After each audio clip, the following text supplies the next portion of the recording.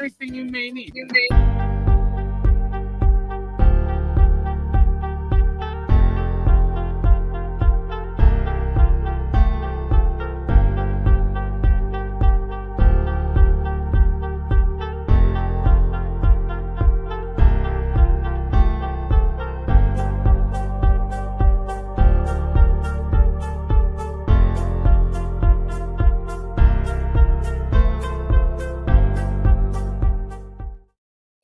It's up to you.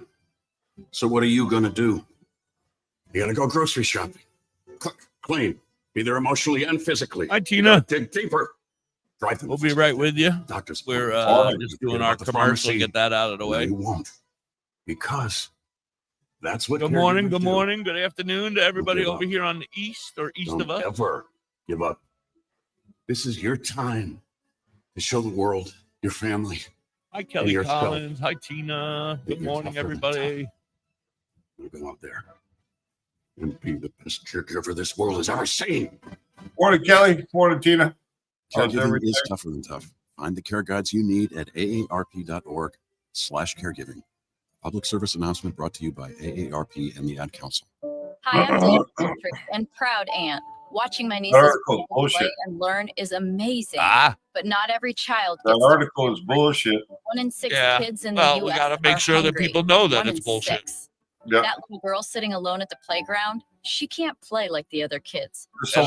Like I said, I think it came up in one of my stories that I lunch will looked be up, her so we'll only meal probably hit today. it at one point It or breaks my another. heart that this is the reality in our Again, country.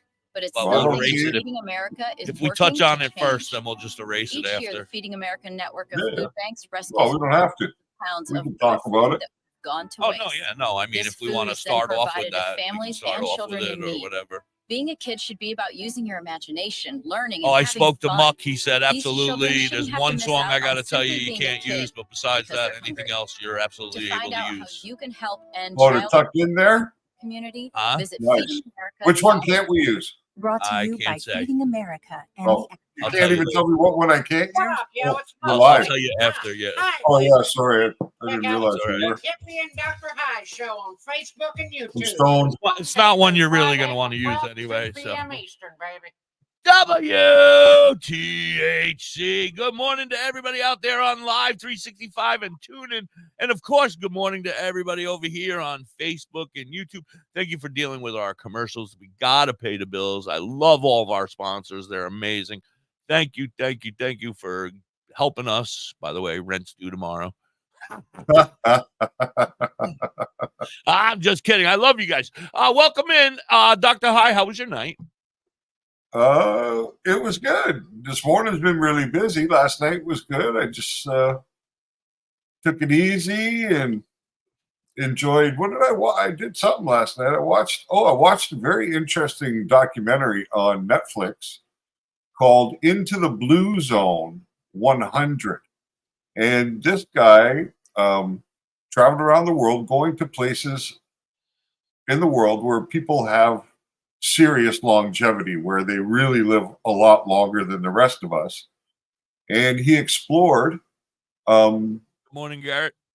good morning, Garrett, the reasons behind why these things were occurring. And I mean, things you wouldn't even think about. Like he was talking about eating a handful of nuts every day, of mixed nuts, can increase your life by 4 years. Raggy. This was another one that blew my mind. If you are a member of a religious community, and it doesn't matter which one you were, Catholic, Baptist, Protestant, didn't matter at all. If you're a member of a religious community and you partook in church activities more than once a week, your life expectancy went up by over 7 years. Like things you wouldn't even think about, right? Like I seen this old guy, he was 100 years old, hop right up to on a horse. He was a cowboy still, and I mean fully functioning cowboy. He looked like 60 maybe. Because he went to Unbelievable. church, he was doing better. Yeah, no, all the people who were like all these blue zone areas where this longevity is occurring. There's a lot of adherence to religious practice and faith. There's a lot of family and community interaction. Right. Good diet, of course, decent diet. Sister Mary Jane, I'm coming to your church. That's it. They all included wine, so you could Doesn't have matter, your right? wine It every doesn't day. matter what kind of church. As long No, as it's a and church. it really didn't matter what the faith was. It didn't matter what your religion was, just as long as you were a part of that sort of community. Well, I am an of ordained individual. minister, so I guess I go to church every week, right? 'Cause I am an But, ordained minister. I am Pastor 420. This guy was actually such a big deal that he went into a town in Minnesota, I think in 2009, and he worked with the board, the city board, the mayor and all the other people there. And Right. he took what he had discovered during his journeys and during his study of longevity. And he got this, it was a smaller community, 18,000 people. For the life of me, I can't remember the name of it. It had a different name. But it was 18,000 people there. And he got them all on board with trying to follow these practices, doing volunteer work, being a part of the community, having more community events where people came together and gathered, forming smaller social groups of like walking groups or hiking groups or whatever, just so people became part of groups of individuals who shared their same interests. And they monitored how things were going in this town over a period of 10 years. And he actually increased the life expectancy of the residents by 3.1 years just by enacting these changes in the town, right? And it was just fascinating and so simple to do. Yet we don't do it, and nobody teaches us that this can actually be so good for us. And there was other factors, right? It wasn't just the couple I've mentioned. There was about a dozen different factors that impact longevity, but it was totally fascinating. So it's a good one to smoke a joint, watch, and contemplate. Into the Blue Zone. Very interesting. On 100. I know it's not weed related, but it is healthy lifestyle related. So I guess we could slip it in, right? Yeah, sure. I'm okay with that. I'm all right with it. I'll allow it. So what else? I am out of medicine again. Yay. Oh, this fucking card better come today or Harris is going to be here tomorrow. We're going to have a talk. Do you think that a medical cannabis doctor has samples in the office the same way a regular doctor does? Like, I was asking you that the other day. Remember, I said in the emergency room in Canada, do they have edibles or syringes or things like that? Because you are a medical world up there. I mean, it's medicine, it's legal everywhere. So why wouldn't they have it in the hospital for you if you're a medical patient? Now I can understand not smoking in the hospital. I can totally understand that with the oxygen and all that bullshit, but there should be other ways that you should be able to take your medicine if you need it. And we were talking about something yesterday and it hit me. We were talking about addictions to marijuana. I think at one point we mentioned it, or maybe I read it somewhere. Or you said something, or the dude, when I watched that video, maybe the dude said something, but it was psychological addiction. I feel as though I have that. Like I'm already fucking losing my mind. It's quite possible you do. Yeah. But, I'm but freaking out it's a week before. Like I'm freaking out when the bag starts to get low. I'm like, oh, so where am I going to get it from? Oh my God, I got to figure out, you know. But you got it on two levels, right? So number one, you got the psychological part of it, but you have the physiological part too. When you don't have the medicine, then you start feeling the physiological effects of not being able to medicate. Getting angry. Whereby someone like myself, if I was to adopt that same thought process of being concerned when my weed runs low and starting to become frantic about it, then that would be a better definition of a psychological dependency, because I don't really use cannabis for medical needs, right? So you have a double whammy coming on, because number one, you have relied on it all your life for various things, and then secondly, since your accident, there's a real justification for you to be using it medicinally also. So you have that concern about not being able to get properly medicated.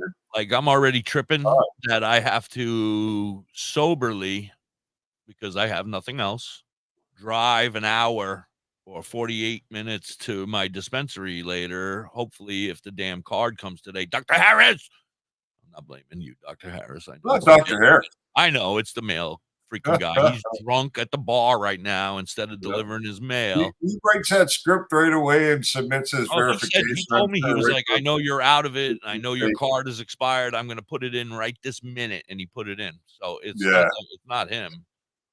But for him, he's just recertifying a current certification. So it's It's probably simply putting in his date, his license number, and signing it, and saying yes. Digitally signing it. Yeah, he doesn't. So our friend Lori made a call yesterday, had her appointment, and she officially is a medical marijuana patient now. Good for her. Yeah, good for her. Now she did out of me. She told me she got denied and pretended to cry, and we couldn't see her face. I was like, what? How the hell did you get denied? If you're talking to a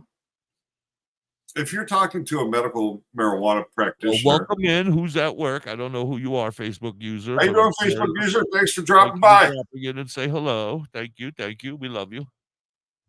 But if you're a prescriber of medical cannabis,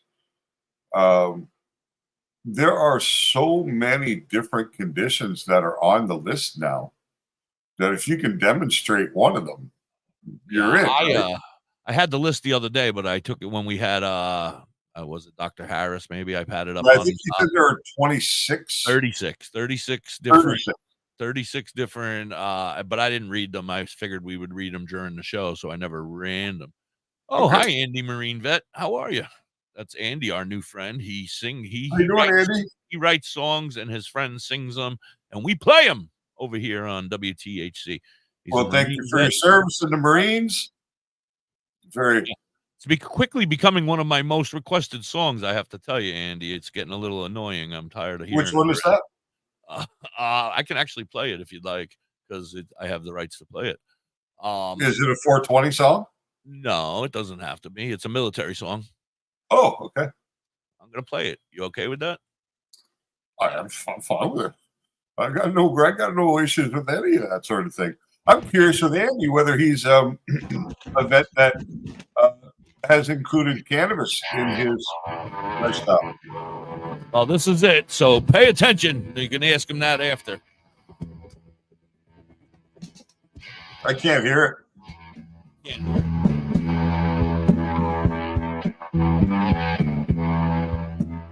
I make my way through the desert on a cold dark night.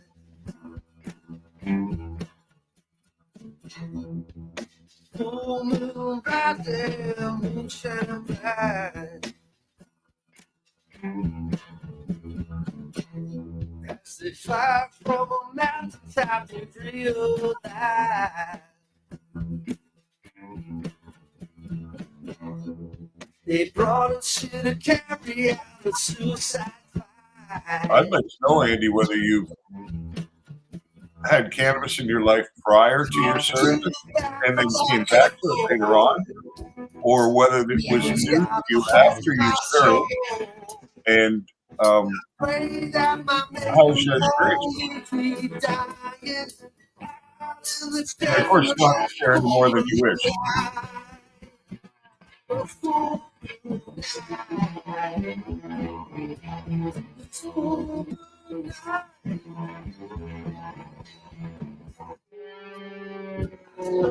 Countries land up to 3. Now it won't let me be. I'm losing my mind. I'm losing control. I don't know my rights. I'm walking away. Feelings got control of my soul tonight. Oh, that's awesome. That's awesome. Oh, I'd like to see that. Yeah, that's good news, Andy. What was it that inspired you to look towards cannabis as a potential medicine that other sorts of treatment and not found it effective? Did somebody you know talk to you about their experience with cannabis, and that was a catalyst for you deciding to talk to your doctor and give it a try? How are you, Mississippi? All your veteran friends, eh? Yeah, I find that a large number of veterans here in Canada are also using cannabis to deal with some of the repercussions from their service, from their experiences. And Canada is really, really good about it. They have a trauma center in some major cities, such as Halifax, that deals specifically with veterans and medical marijuana. They provide them with their consumption devices, really high quality vaporizers. They don't pay for any of their medicine. It's really fantastic. And I think that veterans are probably the biggest single group of individuals who can find relief from this plant. And it's really important. And I think the government's starting to see it too. Although the VA has advised their doctors not to test cannabis to the veterans, they're at least interested in psychedelics. So that's a start. But I think cannabis will be following up pretty soon. There's too much evidence of the benefits. Morning, Tim. Into battle I go. Fungi. It's gonna take my soul. Pray that I make it, don't leave me die. In the desert on a full moon night.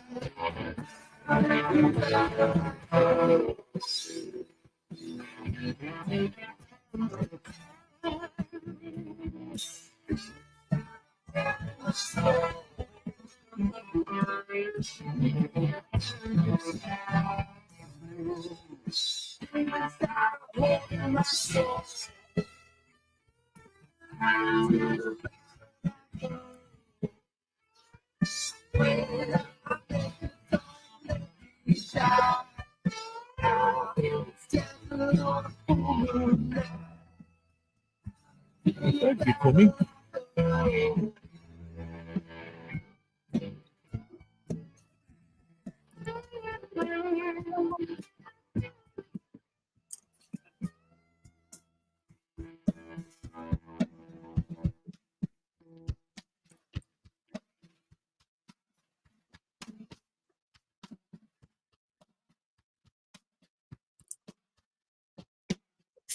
Is it still going?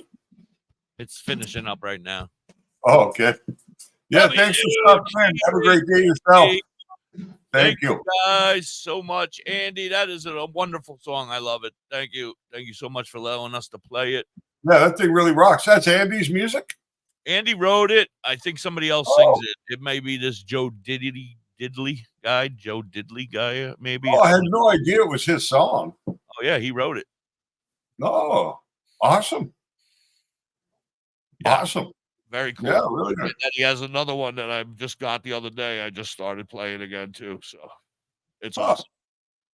Cool. Now, unfortunately, it is 420. So.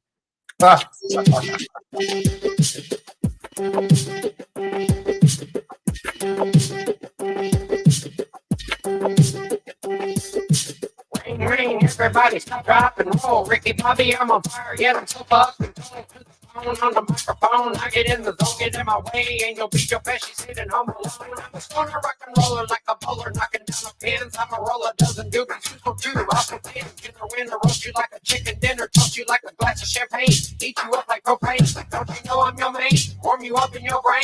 My inferno is eternal, I'm igniting your place. A volcano that's erupting, spewing lava on the mic. Good times and good rhymes. JJ, call me down on mic. Light it up, light it up. Grab my guitar, baby, pluck a tune. Hotter than some pavement down south in the Massachusetts. Give you everything that you desire. Crochet to fibula because I Howdy do, buckaroo, we're shaking in your ground. We're shaking in your ground. We're shaking in your ground.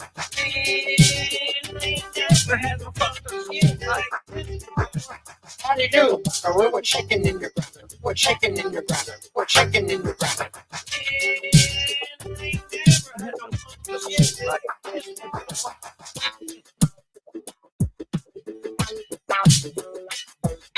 Sticky, sticky, sticky mother, puffing on a fat junk. I be blazing to him, looking for the chewing. Like a skinny skin. Treat you to a nice meal, maybe steak and shrimp. Pickle, pickle, pickle, pepper, Peter Piper, whistling. Hanging up and down the street, keep the trunk rattling, battling the evil forces, beat him like a bitch. Meet him clever when I'm on the level, pebble in the edges, trimming up the big buzz like the thunder, trimming hedges. I can travel to the cosmos almost anytime I wish. Munching up some munchies after sauce in the dish. It's a fat doobie, fat booby, sticky mucker blowing up, exploding like a bluey. Chewy the chewbacca, like a flock of seagulls, getting red, baby, shitting on your head. I said I ain't stopping till I drop fucking dead, which means I'm gonna be here forever. Howdy do, buckaroo, we're chicken in your ground. We're chicken in your ground. We're chicken in your ground.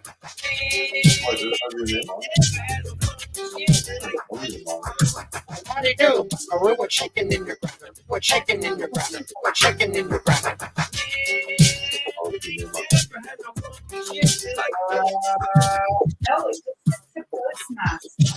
What are those? Yeah. Okay, pass it off to you. You can pop it like a choo-choo. But the cell phone is. I know, but why? For some Mary Jane, don't you know I'm gonna find it? Don't need a remover. I'm low. I can No, but there's no, you're not to sing out of tune, so you stick around. Might find me in the shower, swinging my dick around, sounding like the circus, working on a good buzz. You're fuzzy on the details, sending you an email. Never does the weed fail to take me to a higher plane. Planning things and only here is the brain. You can never maintain in the field. And I'm back. Now let's burn another sack. Howdy do, buckaroo, we're chicken in your ground. We're chicken in your ground. We're chicken in your ground. Never had no fucked up shit like this. Howdy do, buckaroo, we're chicken in your ground. We're chicken in your ground. We're chicken in your ground. Never had no shit like this.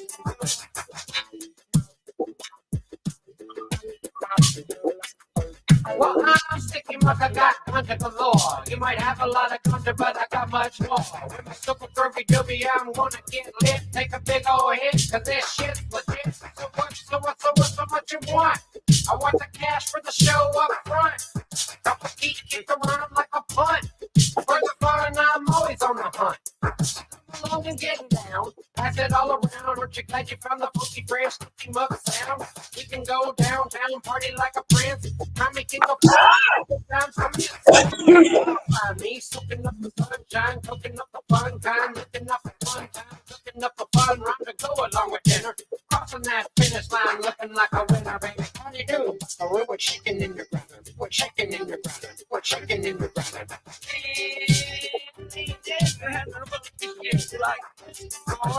How do you do? We're chicken in your ground. We're chicken in your ground. We're chicken in your ground. How you doing, Robert? You have a good day at work?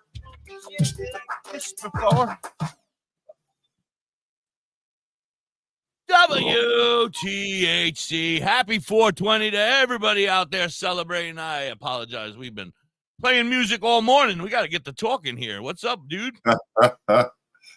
Music's good too sometimes. No problem with that. Who just burped? Did somebody burp? Not me. I don't know. I mean, it's normal. Maybe I do and don't even think about it. Oh. So that's kind of cool with Andy, right? Just started using cannabis 8 months ago. And it's had, you said for him it was a lifesaver. Yeah, I saw that. Pretty incredible. I'd love to actually have an extended conversation and find out more about, you know, how he figured it out, you know? Yeah. I mean, obviously somebody told him try it, and I would, you Yeah. know. Yep. Yeah.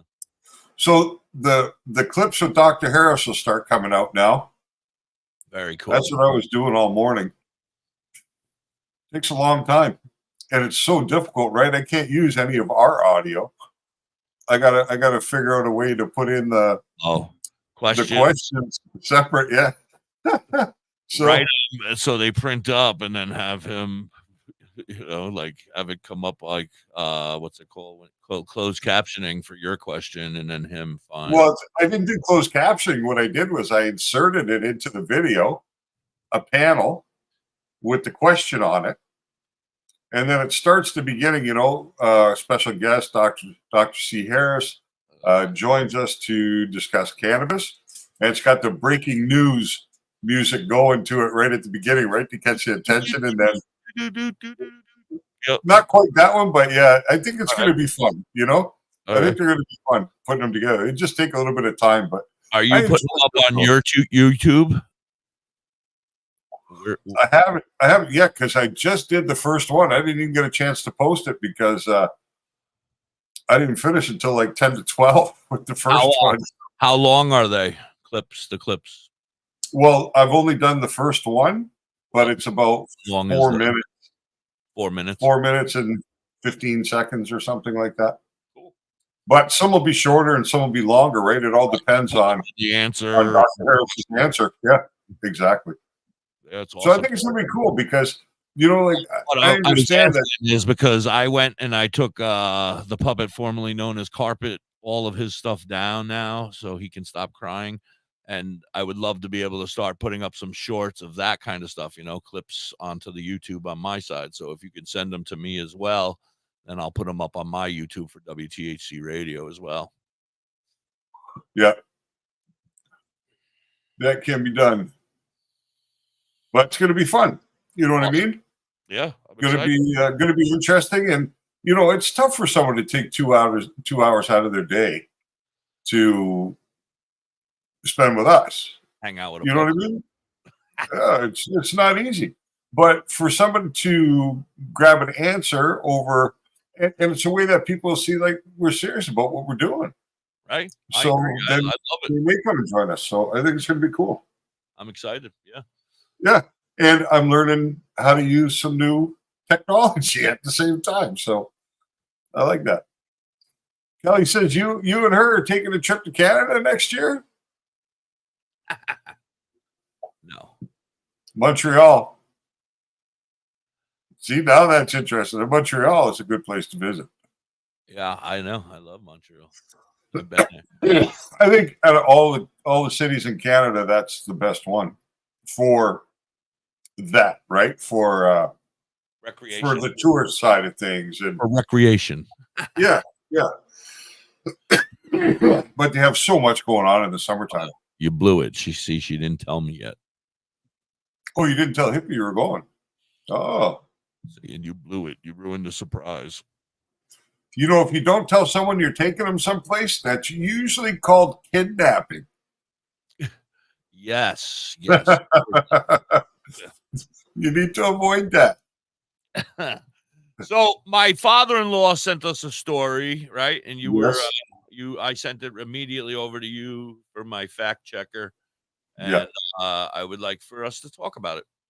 All right. So the headline of the story, I'll get it exact, but it was Willie Nelson.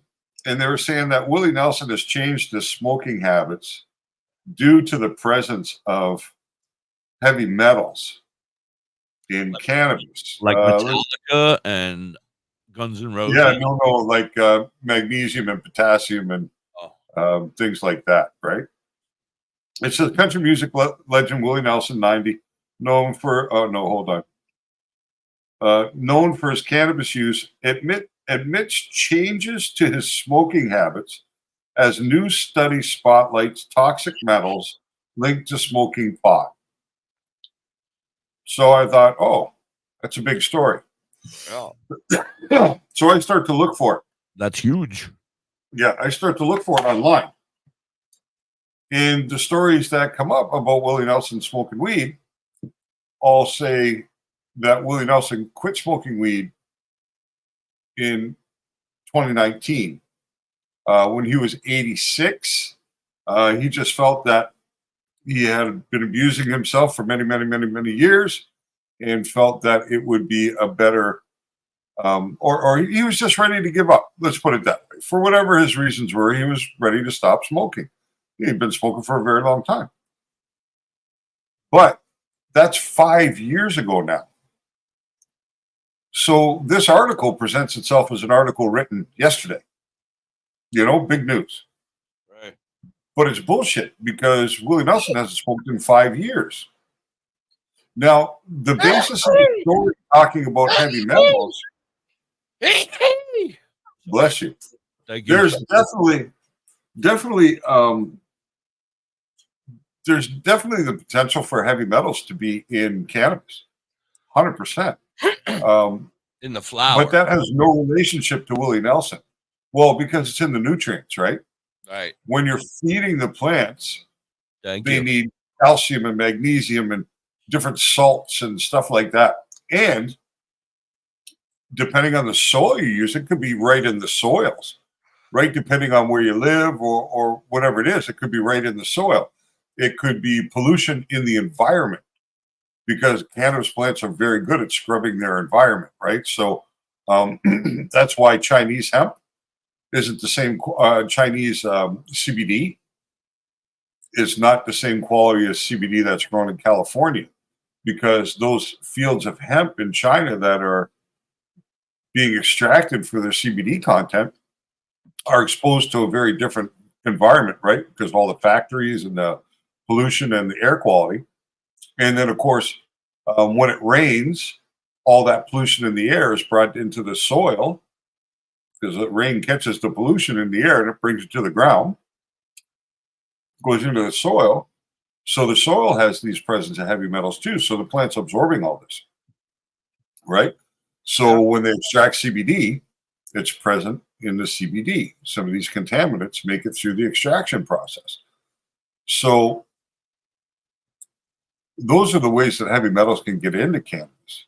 It's one of the reasons why you should flush your plants for 2 weeks before you ever harvest them, because you want to get all that out. You're flushing the plant of unwanted salts, unwanted metals from the feeding, all that sort of thing, right? And you remove most of that. But for sure, it's a potential, because it was one of the things we had to test for in the legal industry here in Canada. So must-have testing was pesticide, heavy metal, microbial, and cannabinoid. Those were the tests that had to be done. And then some companies chose to test for terpenes also on top of that, so they could label it with those. But that wasn't mandatory, as the other four are. So, yeah. So part of that story had some reality to it. But the hook and the part that they used to bring people in was bullshit. And I don't like that. Personally, I don't think that's right. I agree 100%. I didn't read the story. I just got the headlines and then I sent it on to you. There's no story to read. Yeah.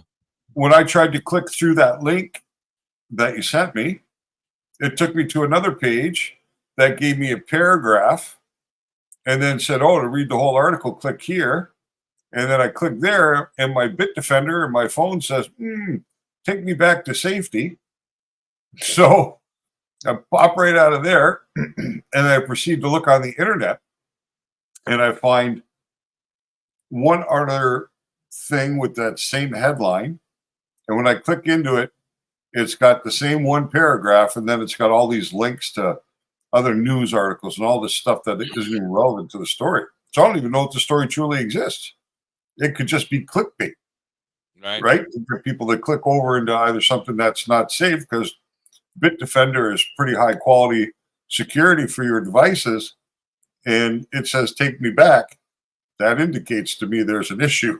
You know what I mean? Yeah.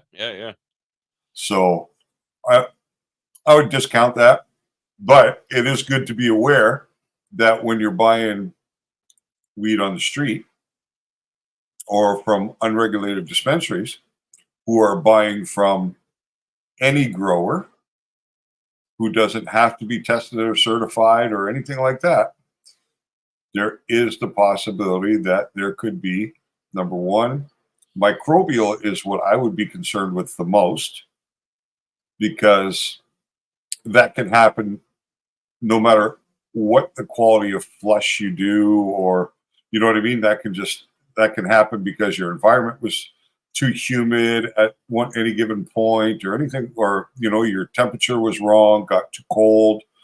So there are other reasons that the microbial can form. So that's always the first concern. And then heavy metals is the second, because that's got to do with the flushing of the plant and how you finish your harvest, how you finish your grow. Right. So it's good to know, because if you don't have a conscientious grower, he'll feed those plants up until 2 or 3 days before he's going to cut them, and then cut them, because you can still get growth during that period of time. But ethically, you shouldn't be focused on adding weight. You should be focused on cleansing your medicine, right? Cleansing your product during that 2 weeks instead of bulking, Yeah, but So, everybody's concerned about how much bud they got. well, they're concerned about that when they're selling cannabis, right? As soon as the money enters the picture, then motivations become questionable. But for somebody who's growing for themselves, they won't do that. They don't care to bulk in those last 2 weeks. They're going to take good care of that product and grow it for themselves. A cannabis connoisseur or a cultivator that is super passionate about cannabis takes pride in his final product. So he's going to treat it the way it should be treated, because those contaminants are noticeable in the finished product. So when you buy a bag of cannabis from somebody and you're smoking, there are telltale signs that a flush hasn't been properly conducted. You can also check for microbial using a blue light, the purple UV lights, because mold will become extremely white underneath that. So you can look at your weed under a black light, and if you use a magnifying glass at the same time, you'll at least be able to see some kind of mold or powdery mildew if it's present, because it'll appear different than the trichome. And for the flush, signs are joint that keeps going out. You know what I mean? So we've all had them. And when you look at a joint that won't stay lit, and you look at the ash on that joint, it's black. Right. Dark, or it's hard. Right. You know what I mean? It's not fluffy ash. It's hard and it's dense and it's, you know what I mean? Yeah. That's a flush issue right there. Sometimes you'll spark a joint, and as you take that first toke, you'll see little blue sparks. You know what I mean? You'll notice a little spark come off the end or something like that. That'll be magnesium. Wow. Yeah. So that's an indicator that there hasn't been a proper flush done. So there are signs that you will notice if you're looking for them and if you're paying attention. But of course, by that time, you've already spent the money. You've already got the weed there. Yeah. What are you going to do, right? You're going to go back to Joe on the corner and tell him, hey, bro, this isn't cool. You know what I mean?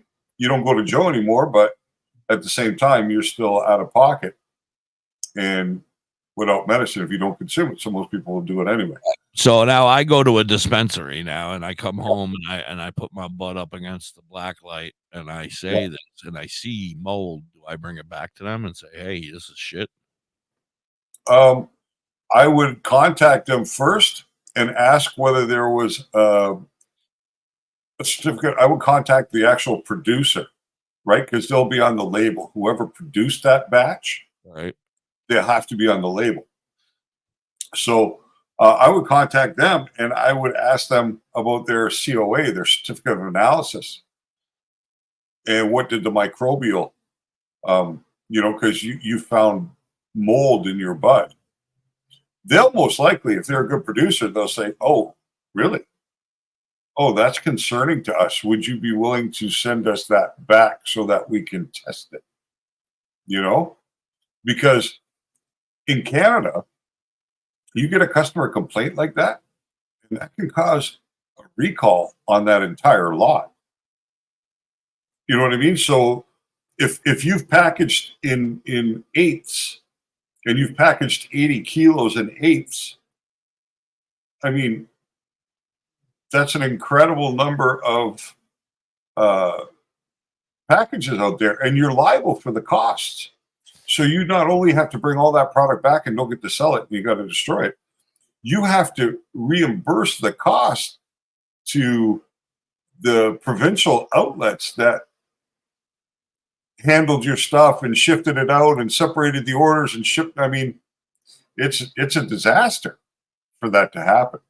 So they're really careful about it. And whenever our microbial count was above, I think it was 5,000 ppm, parts per million, we had to send it for irradiation. So we'd have to package it all up and put it on an armored courier, a specially licensed cannabis courier in Canada. And they came with guns and everything. And that's not normal in Canada. You know what I mean? Guns on security guards aren't a normal thing here. So, but yeah, but when you're traveling with a couple kilos of marijuana, you might. Well, a couple kilos. Sometimes I'd have in that truck like 160 kilos, 180 kilos, right? And we pallet it all up in those plastic tubs, and everything had to be sealed with numbered seals that we had to track those numbers. So we had to verify the seals on the way out. I had to, and that was my job, was to package that shipment. So I'd have to seal all the bins on both ends, record the seal numbers, and then when they came back, I would have to match the seal numbers to the recorded numbers from the week prior and make sure everything was validated, that the right stuff came back. And you know what I mean? So it was a big process, and it was quite expensive too, because just to transport either direction was something like $8,000. And then the irradiation was, And I now- think, $2,000 or $3,000 a pallet. When you say that word, irradiation or radiation, Irradiation, yep. all right, does that clean the mold and then you can get the bud back? Is that It what kills it. Yeah, it kills it. So it makes those spores inactive, right? It makes that. And then it's that quality virus. to sell again. It's quality enough to sell Yes. again, or And then you're able to sell it. it yeah. gets retested. I would assume. Yeah. Most people don't know the fruits and vegetables you eat and buy in the grocery store have all been through the same process. Right. I used to be. You know what I mean? It just doesn't get talked about because it's no big deal, right? But when they started to irradiate cannabis in Canada for this reason, people were going crazy about it. What do you mean using radiation on my weed? It changes my weed. It makes it less THC. It makes it dry. It does this. It does that. Bullshit. All of it. You know what I mean? It doesn't do anything. All your produce goes through the same radiation process. And the intensity of the radiation that it is subjected to is the same as when you go to the airport and they put your bags through the scanner. You know, you have to put your carry-on luggage, it goes through, and My underwear are covered in radiation now. the customs guys check it as it goes through the screener, and it comes out on the other side. And it's the same thing. Exactly the same. So, you know? Right. Question. Yep. Was here and now it's gone. Damn it. Radiation, underwear. I don't remember. Radiation, underwear. I don't remember. Were you going back to the heavy metals, maybe? I was trying to remember what we were talking about, but it's gone. I wanted to say something. Damn it. You need a chalkboard. I don't have enough hands, bro. I don't know if you know. This hand doesn't write very well. It's kind of, it only does this. That's the best I can do. Anyway, let's do our commercials and move on. We'll be right back. You're hanging with the hippie and Dr. High. Yeah, baby, it's Muck Sticky. Join me as I return to the stage for the first time in over 4 years. September 16th and 17th, 2023 in Jacobsburg, Ohio at the OVDJ Campout. It's gonna be a wild time, baby. The mucker ship has returned to Earth, and I'm bringing you all back to outer space with me. Get your tickets online. Check out the OVDJ Campout on Facebook events, or go to mucksticky.com. Adopt US Kids presents What to Expect When You're Expecting. A teenager. Learning the lingo. Today, I'm going to help parents translate teen slang. Now, when a teen says something is on fleek, it's exactly like saying, that's rad. It simply means that something is awesome or cool. Another one is totes. It's exactly like saying, totally, just shorter. As in, I totes love going to the mall with Becca. Another word you might hear is jelly. Jelly is a shorter, better way to say jealous. As in, Chloe, I am like so jelly of your unicorn phone case. You don't have to speak teen to be a perfect parent. Thousands of teens in foster care will think you're, rad, just the same. To learn more, visit adoptuskids.org. A public service announcement brought to you by the U.S. Department of Health and Human Services, Adopt U.S. Kids, and the Ad Council. This is the story of a very special woman. In a matter of seconds, she turned herself into a great mathematician or an entrepreneur. Her knowledge was limitless and still is. She could also make monsters disappear, especially those that lurked in the shadows under the bed. Once, this woman put back together a teenage girl's broken heart, which had been shattered in 1,000 pieces, just by giving her a bear hug. She masqueraded as a regular person at work, but as a superhero at home. Everyone knows her as Gabriella. I still call her Mom. Your hero needs you now, and AARP is here to help. Find the care guides you need to help, complete with tips and resources at aarp.org/caregiving. A public service announcement brought to you by AARP and the Ad Council. Hey, Mississippi, why don't we take a ride to Dauphin, PA today? Dauphin? What's in Dauphin? Bella's Badass Crystals. Oh, but I thought you hang out with them on Facebook and on TikTok. That's only on Mondays, Tuesdays, Saturdays, Sundays. Today, I want to go there and pick up all my great finds. That sounds like a great road trip. That's Bella's Badass Crystals on TikTok and Facebook, but you can also find them at the top of the mountain in Dauphin, PA. They are badass. WTHC, your morning buzz. Good morning, everybody. You're hanging with Dr. High and myself. We are just chit-chatting today. We're chit-chatting. We got stories. We're bullshitting, hanging out. If you guys have any questions or any concerns about your flower or your medicine or your future medicine, please feel free to write it in the chat. You guys out there on Live 365, feel free to call in. Yeah, go ahead. Hi, Andrew. Good to see you. What's up, Andrew? Good morning. Today's his Saturday. Good morning. Happy Saturday to you, buddy. It's what day is it? Thursday. Oh, shit. I forgot to do the garbage. Today's his Saturday. It's my garbage day, and I forgot. You're in trouble. Oh, jeez. You know, it's so stupid here. We got to buy stickers to put on your garbage bag so they won't pick them up. What? Yeah. Can you imagine that? You gotta give the You gotta label your garbage. The township. You have to have stickers on there, so it's like so that you've paid per bag. Like it's a few bucks a bag to get rid of your trash now. It's crazy. How crazy is that? It's crazy. It's crazy. I agree. You know, not only are we paying for the packaging when you buy the product, but now you got to pay to get rid of the packaging after you've used the product. Right. That's why I have a pile of garbage in my yard still, because it costs lots of money to bring not real garbage, like furniture stuff. Yeah. Or a mattress or two, because it costs money to go to the dump and drop it there. And I'm like, I ain't got an extra $300 to go drop 2 mattresses and a couch. Fuck you. 40 years ago, we would have just burned it. Well, I still will. It's just a matter of I need Canada to go back on fire so we smell like smoke everywhere here, because I'm not allowed to burn. I'm not allowed to burn in my community. Don't worry about it. The government's gonna start more fires. That's all. See, this is all a conspiracy, right? And people aren't seeing it yet, but really what they're trying to do is they want to create these 15-minute cities, right? America, Canada, Australia. They want to start bringing all the people into controllable zones. So they can lock down a zone if they want. Because what they'll do is they'll use the digital currency, the CBDCs, to program your money so it won't work outside your zone.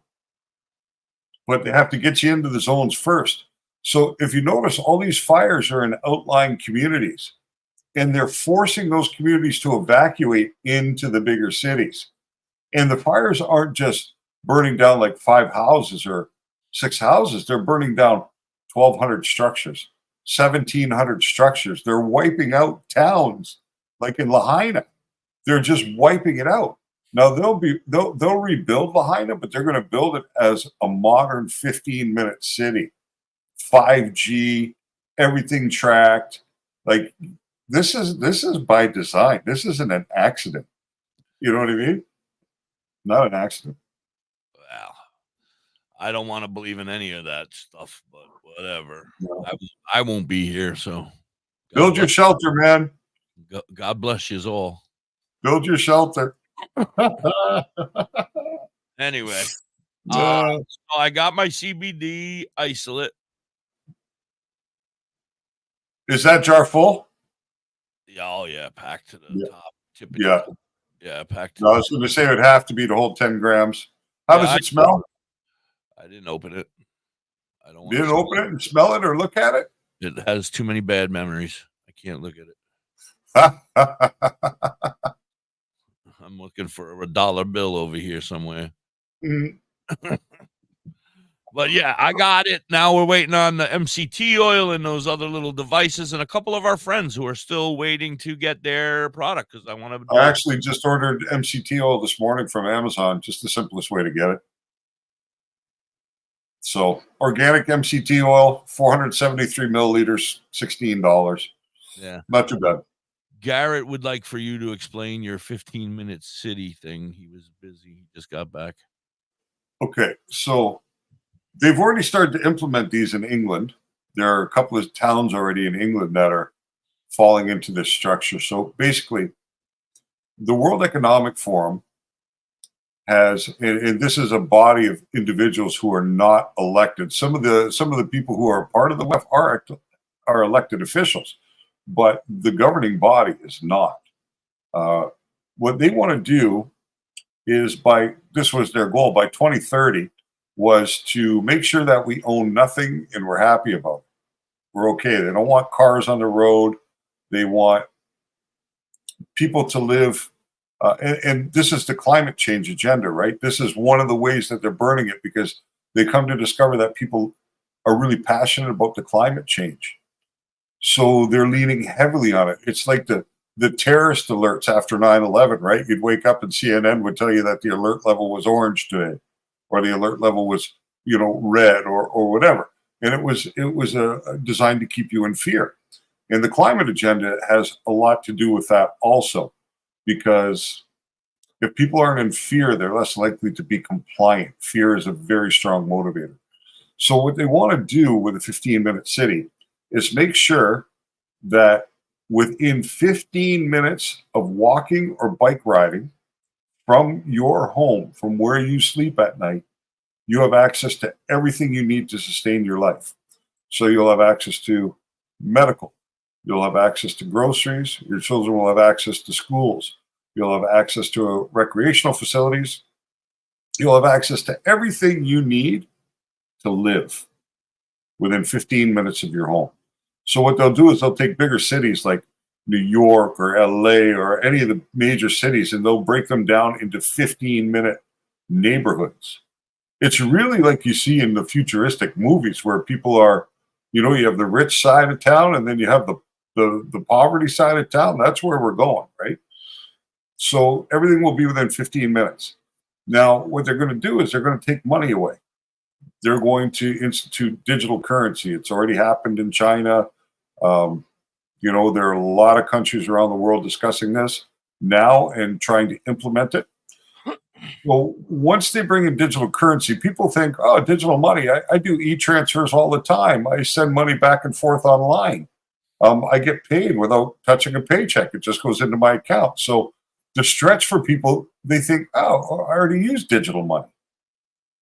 But it's not the same because the money you have now can't be programmed. So a dollar bill is a dollar bill, but a digital dollar is a line of computer code that can be programmed. So let's say you think that your elected official isn't the right person. So you go on TikTok and you say, this guy's an asshole. He's running us into the ground. He's not doing things right. The government can say, oh, well, we don't like your political line of thinking, and we don't like the fact you're trying to influence others. So your digital dollar can now not be spent at the liquor store. You cannot go and see a movie. Your digital dollar will be only good to pay your landlord and to buy your groceries. You know what I mean? They can restrict what you can spend your money on. They're going to be able to say, okay, you can only have 3 pounds of meat a month because it's very hard on the environment to raise cows.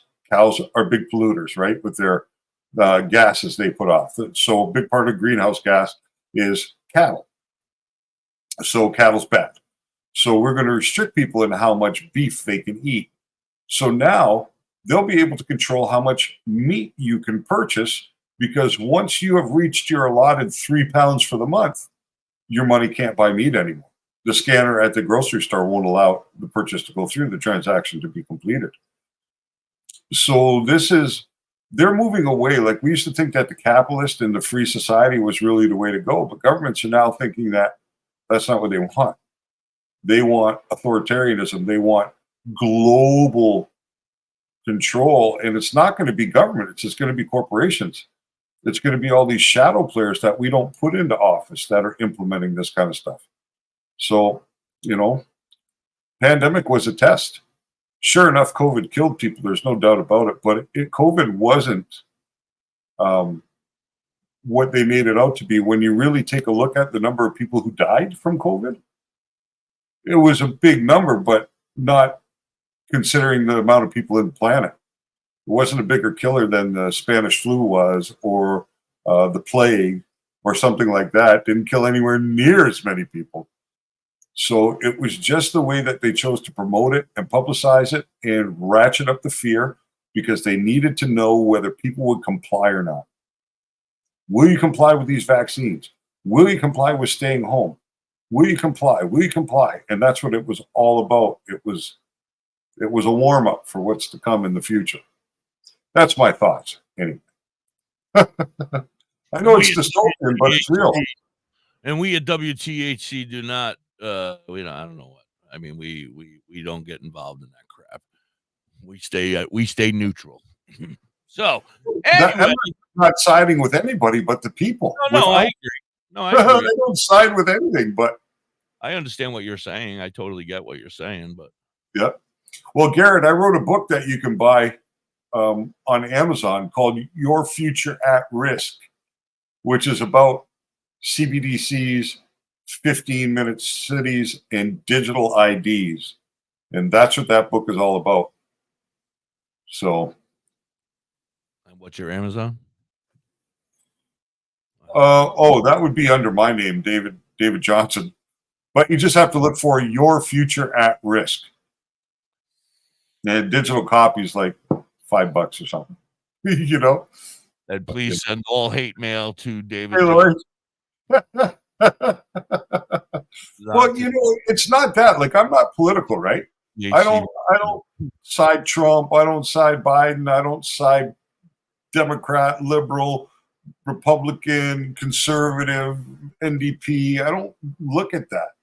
I look at us as free individuals, people who should be able to make our own choices about certain things in life from honest facts and information. But it's getting harder and harder to find the truth out there. You know what I mean? To find out what's really real. It's like aliens.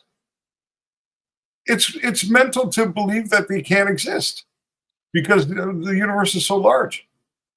And there's plenty of evidence for the fact that they've been here already, and people know, real government important people know, but yet they still lie to us about it. And their excuse will be, oh, it'll cause such a panic. But you know, when Orson Welles did the War of the Worlds back in the 30s, that radio broadcast, and some people committed suicide and it went really like crazy. Yeah. That was like COVID. That was a test to see what people would react to if they found out for a fact that people from other planets were coming to Earth.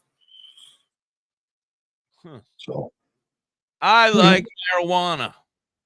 I smoke All right. it when I wanna. Smoke it when you want it. Legalize it. Legalize it all. Right. No. Right. All the marijuana, legalize it. So I saw a lot of stories on the whole thing about yesterday. I didn't read any of them, of course. Yeah, the rescheduling. The rescheduling, yeah. There's a They're, bunch of they're all over that. Yeah, this is really big news in the cannabis industry.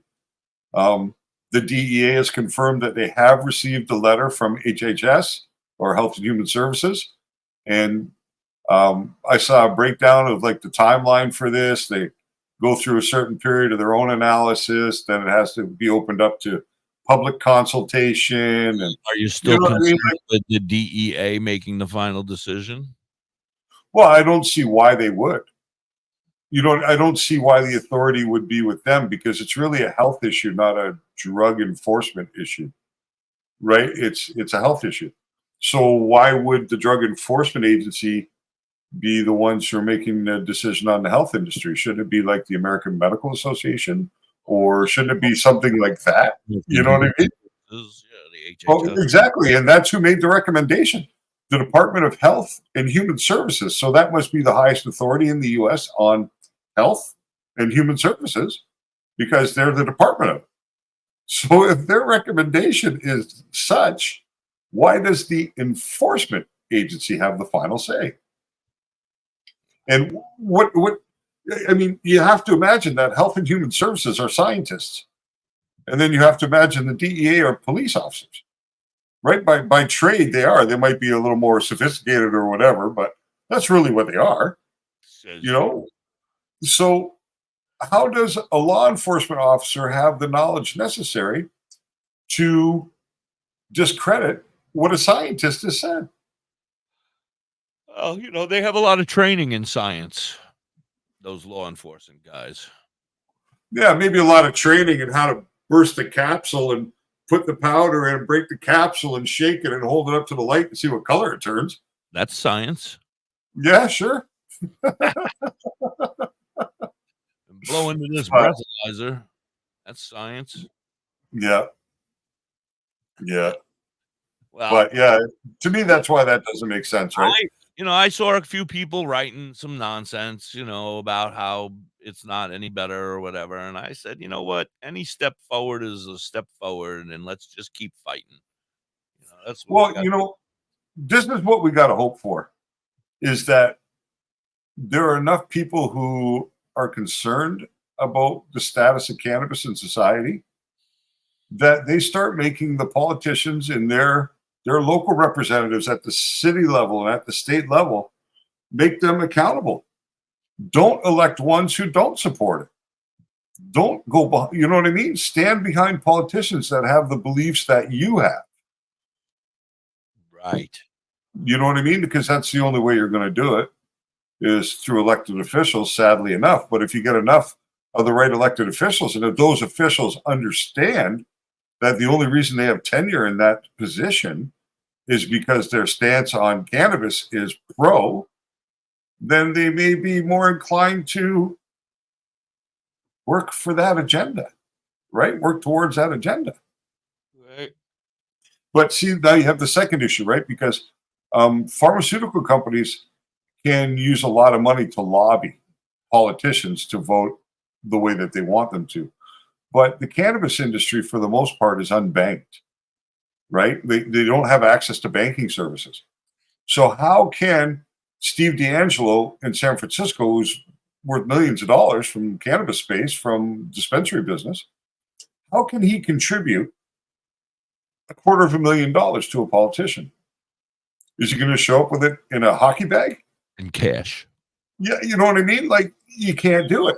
Here So you go. if he legally draw a check from the bank to donate and lobby for his political position, how does he do it?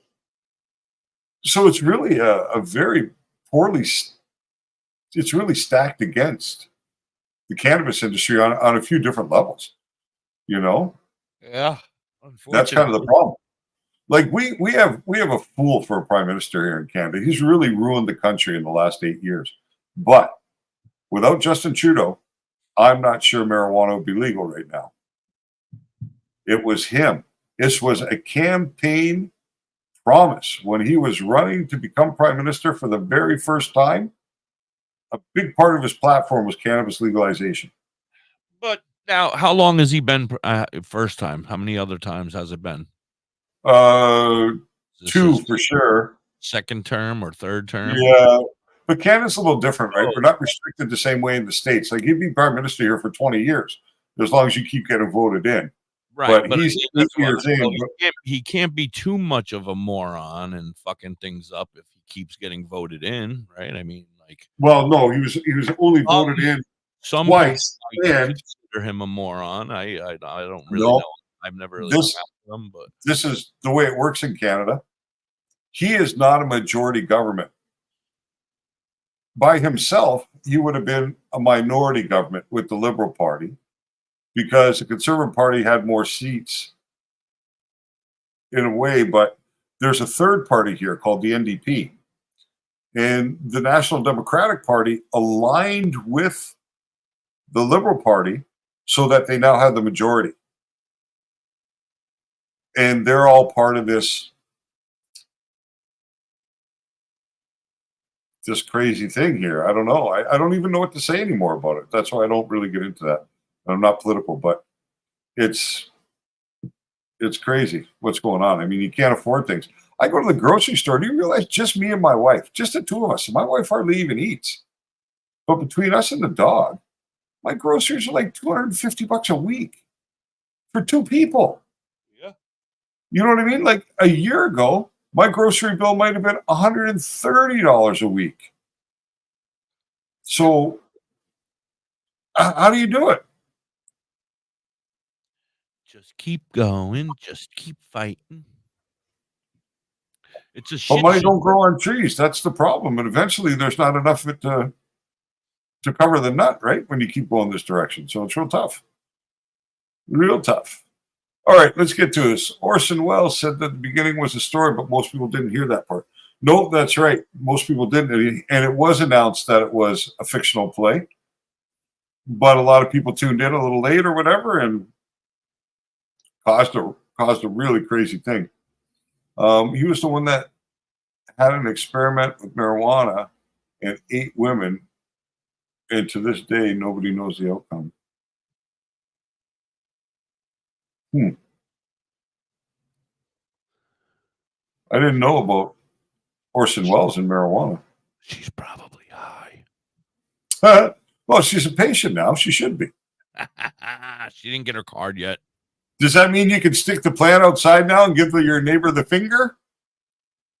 Is there cultivation in West Virginia? Yeah. For medical She said she's allowed to get 6. She's allowed to have 6 plants. Oh, well, we'll definitely have to be working with you in the spring. That was back in the 60s and 70s and not Orson Welles.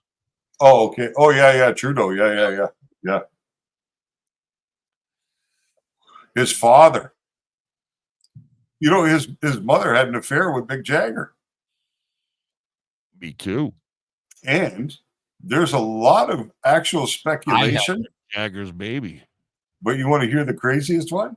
There's a lot of speculation that Justin Trudeau is not Pierre Trudeau's son, but is the son of Fidel Castro. And when you look at these 2 images of them side by side, if you take the 3, right? Pierre Trudeau, Justin Trudeau, and Fidel Castro, and you look at pictures of them next to each other, Justin Trudeau looks nothing like his father, and he looks everything like Fidel Castro. It's pretty scary, but yeah. Wow. Yeah. So who knows what they were doing back in the 60s and the 70s? Yeah. You know? Everybody. All kind of things going on. Everybody. Back in the day of the Key Party. That's for sure. So what stories you got today, Hippie? I have stories. Hold on. What do one you sec. got? Hold on 1 second. I'm working. What do you got? Hold on, I said. All right. Let's go up here. I'm not reading them all. I'll read You don't parts gotta of read them. them all. Fredericksburg police seized 50 pounds of marijuana. Big score. Fredericksburg, Maryland. Police in Fredericksburg said they seized 50 pounds of marijuana from a pop-up vendor party. At around 8 p.m. on August 11th, officers responded to a report of an illegal drug activity on third floor of J2's restaurant and lounge on 216 William Street. Police officers found multiple tables set up selling marijuana, mushrooms, and edibles. Uh-oh. Here, I got a story for us. Hold on. Wow. And that where's Fredericksburg? West Virginia, isn't it? Maryland. Maryland. What's the status of cannabis in Maryland? Anybody out there know? As far as I know, it's legal. A number of people fled the building when police arrived. Officers seized over a pound of mushrooms, dozens of edibles, and vape pens containing THC, in addition to 50 pounds of marijuana. And I see beautiful pictures of it all. Oh, how beautiful. It needs to get delivered to my house. That's it on that story, but there's a little story here that I'm going to share the screen. This used to drive me crazy. My first real big job was in a chemical factory, and it was a big factory. And at one point there, I was working in the boiler house. So that's where they kept the kilns to melt the limestone. So these kilns burned at like 5,000 degrees, right? They were, when you open up the door and look inside, it was like the vision of hell with the blue, white, orange flames blasting out of these gas pipes. And the police forces in the surrounding area used to bring their drugs there to destroy them.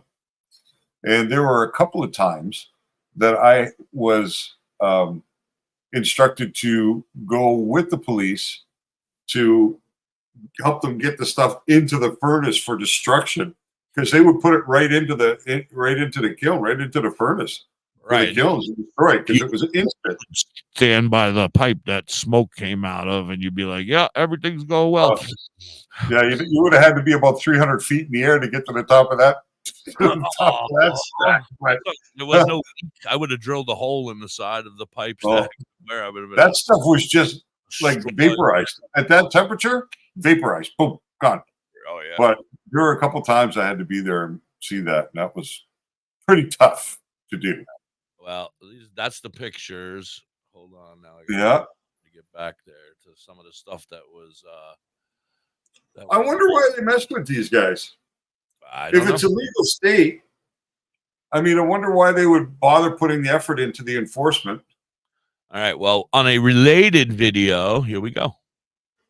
U.S. recreational legal weed industry on brink of collapse.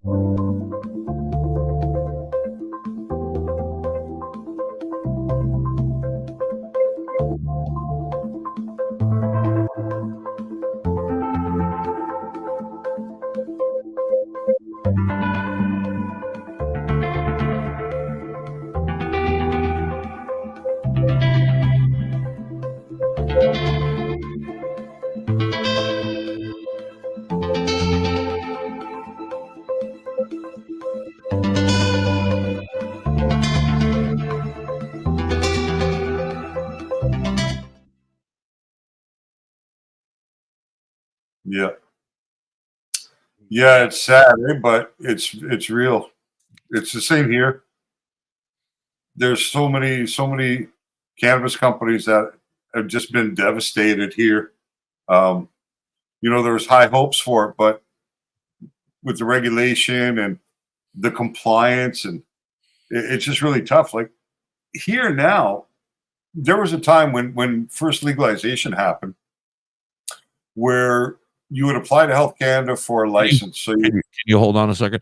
Please explain. I guess Curly Kell can't read. Can you explain what the whole story was about? So that story was basically how they were saying that all the cannabis companies in the United States, out of all of them, only 24% are actually profitable. And because of the taxation and the falling prices of cannabis and concentrates and all the products, that the industry is unsustainable in its current state, and that they're going to collapse if things aren't changed, right? These companies are going out of business and they're having problems, and it's real. I mean, it's really real. But when they're talking about prices dropping in the United States, you guys are so crazy expensive over there to start with. I would love I don't, the drop. yeah, I mean, companies here, if they were able to get away with charging those kind of numbers, then I think a lot more would be profitable. But we got to do a commercial. Yeah. Go ahead. I was going to say it's hard for me to compare the U.S. side to the Canadian side because it's different. Your pathway to market is different in the two countries. But I have a theory, which we can get to after the commercial. All right, we'll be right back. Badger Heart Puppetry. Badger Heart Puppetry. Badger Heart Puppetry. If you need some kick-ass puppets, real puppet, contact Sorge at 1-636-234-1535. He has all your puppet needs. He can fix puppets, build puppets, custom-made puppets. You're crazy expensive, Kelly. Cheap Half a prices. gram for 40 Contact Sorge today at 1-636-234. 2 grams for 40 bucks. We're on TikTok or Facebook. You know, Badger Heart 40 Puppetry. Canadian. Also makes large 32 or 33 US. Owensville or Middletown, New York area? Revamp your space with Collins Paints Ltd. Ugly walls? Let Collins Paints Ltd add a splash of color to your world. Collins Painting is a veteran-owned and operated business. They can transform your space to whatever your heart desires. Say goodbye Normally to boring paint $55. and hello to possibilities of bright and vibrant colors. Yeah, I mean that's a great come down for sure. It's just ridiculously expensive. Call Collins Paint Ltd today to get a fast. Yeah, that's all. Monday through Fridays. But yeah, I mean you got to get the best deals you can, right? When you're paying that kind of money, I mean. 45869. And how long does 0.5 last you, Kelly? Your prescription will be ready in just a minute. Hey, Dad, your laundry will be ready in just a minute. Dad, your lunch will be ready in just a minute. Hey, honey, why don't you take a minute? When you help care for a loved one, you give them as much time as you can, making sure they're safe and comfortable. But it's just as important that you take some time for yourself. At AARP, we can help with information and useful tips on how you can maintain a healthy life balance, care for your own physical and mental well-being, and manage the challenges of caring for a loved one. Because the better care you take of yourself, the better care you can provide for your loved one. Thanks, Dad. Thank you. You're there for them. We're here for you. Find free care guides to support you and your loved one at aarp.org/caregiving. That's aarp.org/caregiving. A public service announcement brought to you by AARP and the Ad Council.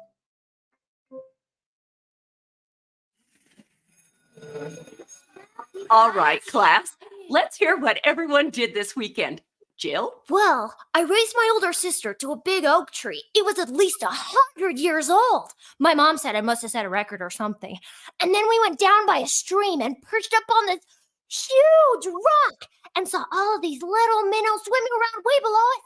And then I rescued my little brother from an evil slug king who was guarding him at the Bush Fortress. And my sister and I brought him back to our super twig fort for safety. And then we all laid out and told stories until it got dark. And the Big Dipper led us all the way home. Where were you, Jill? Yeah. We went to the forest. It's not that far away. Anyone want to come this weekend? Ask your parents to take you and your friends to the forest this week and find the fun, adventurous you. It's closer than you think. Check out discovertheforest.org. Brought to you by the U.S. Forest Service and the Ad Council. Hey, it's Bill Schmidt Jr., aka Billy Blaze, aka 420 Kid of the Holistic Cloud. RIP to my man Derek Crum. I want to give a shout out to Calligraphy. My dude Means, little homie Manuel Noriega, Big Just, Rossi, Jack the Apostle, the League. Smoke 'em if you got 'em. Big buds to little crumbs broke up in the bottom. Feel like autumn leaves falling. Only problem needs solving is seeing who I'm calling for some trees to indulge in. Need to holler at Billy. He keep his head in the cloud. Bel Air Kush by the bush. Wow. Screaming loud. Still smoking. Having nice dreams floating through space. So when they ask me how high, my reply, I'm half baked. Sir, smoke a lot. Doctor said I need a bacchiotomy. Prescribe me huckleberry and lemon cherry gelato, G. I take it back to rolling in the Optimo. Blowing smoke out my nose. Dropping ashes on my clothes till I doze off. I'm so fried, no lie. Got you afraid of heights, scared to look down. You so high. Cause when I spit that shit, it's like I lit that shit in the crowd. Pass it around and let you hit that shit. Weed is all I need. Weed is all I breathe. Nothing for my relief.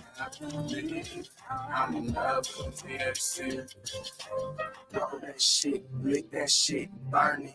Roll that shit, lick that shit, burn it. Roll that shit, lick that shit, burn it. Roll that shit, lick that shit, burn it. Roll that shit, lick that shit, burn it. Roll that shit, lick that shit, burn it. Roll that shit, lick that shit, burn it. Roll that shit, lick that shit, burn it. Good sunshine in my pocket on a Sunday stroll. Homie got the rap, give me the sack. Let the good times roll. Therapy, earth, body, and soul. World, give me beat. Bel Air Kush, give me mental control. L lit back roll. Bypass toll. The studio we roll. Bring relief. Weed and music, all I need to know. Healthier than pill pop. Mother, give me herbs that fill spot. My medication, kid to a kill shot. Many strands, lay hands in stressful situations.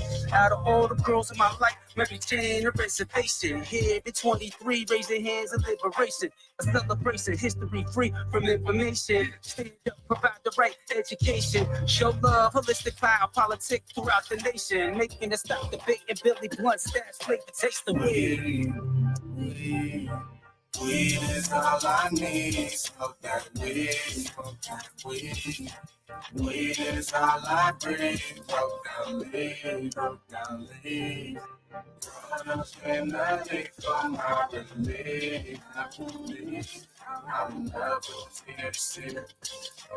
Roll that shit, lick that shit, burn it. Roll that shit, lick that shit, burn it. Roll that shit, lick that shit, burn it. Roll that shit, lick that shit, burn it. Roll that shit, lick that shit, burn it. Roll that shit, lick that shit, burn it. Roll that shit, lick that shit, burn it. Roll that shit, lick that shit, burn it.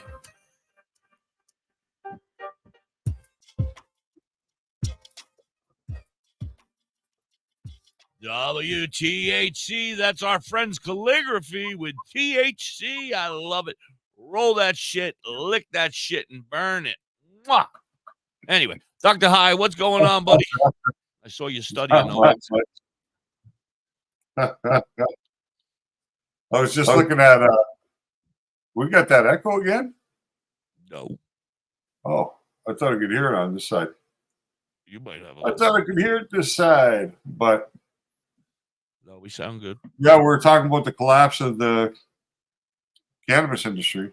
Yeah, I don't like I mean, you got a couple of problems in the States. Number one, when you can't bank the money you're making, you can't realistically use that money to make more money or to invest any place, right? So you can't use it to buy stock. You can't do anything like that because you can't show up, at the broker with sacks of cash.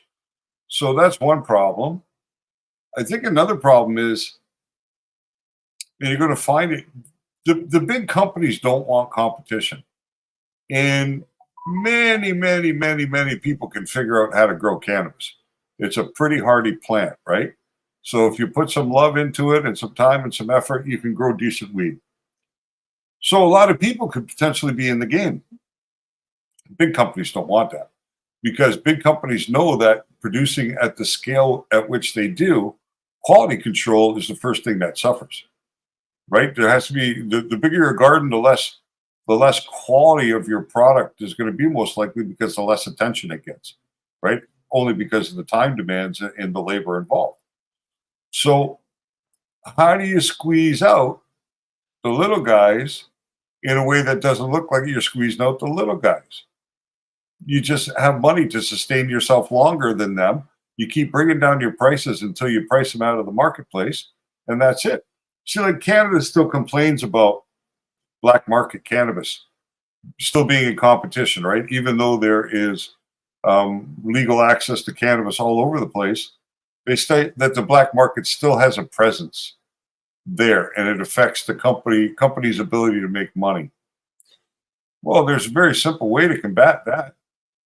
It's just simply have all the companies that are in the legal distribution chain bring their prices down so low that the black market can't compete with them. And after a period of time, the black market growers aren't going to continue to grow at a loss. They're not going to put all that love and effort in for no return at all. So they're going to stop growing. They're going to get rid of their equipment. And once they've done that, you can start to bring your prices up, because nobody's going to go out. You know, that small grow that I had, 615 plants to medical grow, that was $400,000 to build that place. Right. You know what I mean? Like, it was real money. Yeah. Right? So who's going to invest that kind of money in a business that's not going to return them anything, or is going to operate at a loss? So the big companies could potentially be looking at it from that point of view, right? We keep progressively bringing down our prices because they have the money to stay in the game for a long time, while all the smaller players kind of fall by the wayside. Right. So, right. You know, I got another story. This is a cute one. Mark Cuban, you know him? Yeah. Admits he has traded players because they smoke too much weed. Mark Cuban, one of the most popular owners in the NBA. Why? Because of his financial and business savviness, but most importantly, his desire to turn the Dallas Mavericks into the NBA championship team they should be. That's what the fan base loves about him most. While recently appearing on sorry, my eye just went blurry. On the Patrick Beverly podcast, the topic of players smoking weed came up, and Cuban had much to say about it. I've traded guys who smoke too much, he said. Teams have their own culture, right? If you got some guys, some young dudes on there who are just figuring out what the team or NBA culture is, and you've got one dude that walked down the hall in the hotel, and he's on that floor, and that's no doubt about it. And then all of a sudden, the other kids start picking up on it too. What the hell? He must have been high. You see them coming out of their rooms. You see the little bit of red coming out of all the practice. All of a sudden, you don't want them going down that road. I don't. I give up with him. He's stoned. You know, there's a couple things. I mean, we know cannabis isn't performing enhancing. I do. Yeah. Is it performance detracting? That's the question. Does it actually cause a player to perform at suboptimal levels? That is a possibility, right? So we can't say for sure. That might be part of his thinking process on that. But from what you were reading, it sounds like part of his concern was the fact that if you have this guy on the team smoking weed, and then there are other new players coming in, yeah, they might be more interested in smoking the weed. Or it could be his concern with the public perception of the players on the team, you know, the fans saying, hey, listen, we don't want players on our team that are stoners. You know what I mean? Yeah, it's because they smoke weed. We're not winning the championship. So, you know, I would hazard a guess that his main concern has a lot to do more with money than it does with cannabis. Right. All right, let's try watching this. I don't know what it is. It's the interview, I think.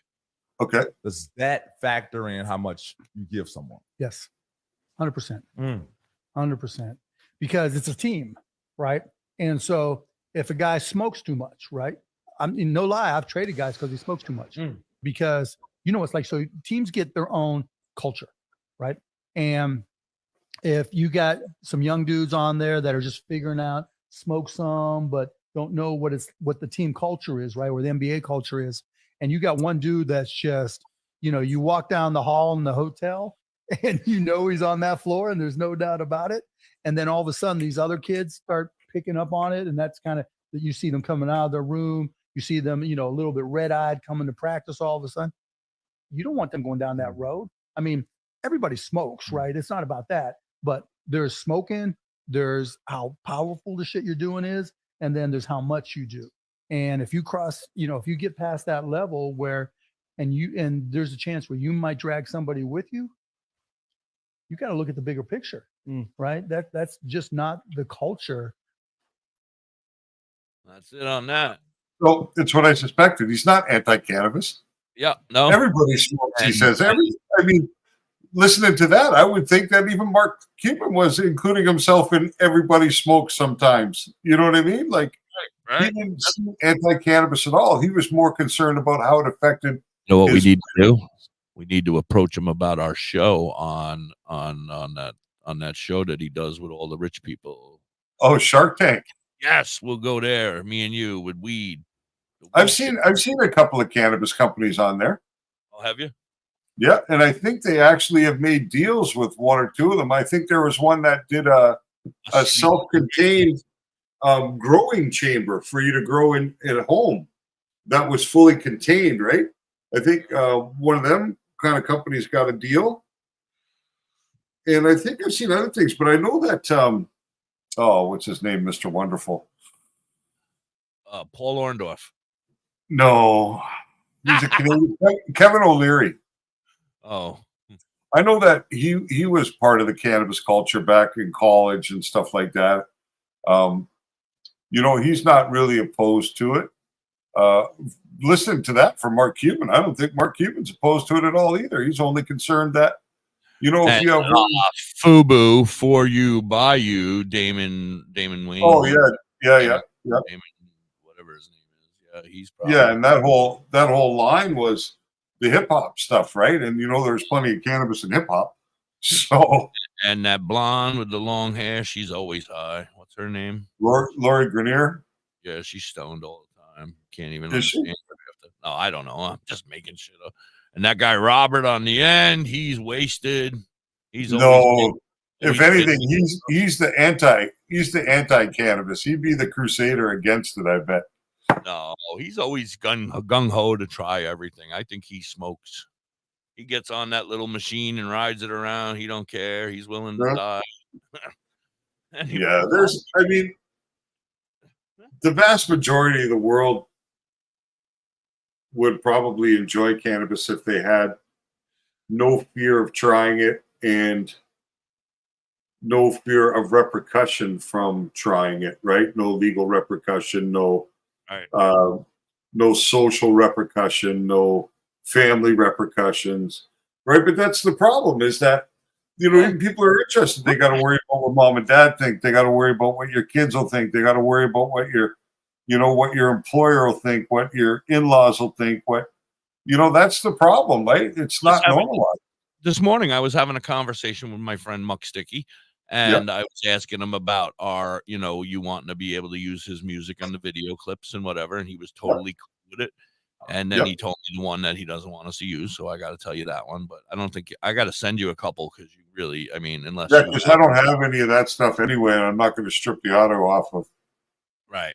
Anyway, so when I was talking to him, we ended up talking about family. I don't know how we got onto the conversation about family, and he said, that once he started singing about his certain types of songs that he sings, and he lost a lot of his family members, stopped talking to him, and they don't talk to him anymore, even still to this day. It's not horrible, but it's not, it's just because of what he chose, his path, weed and vagina, I guess, is his other favorite thing.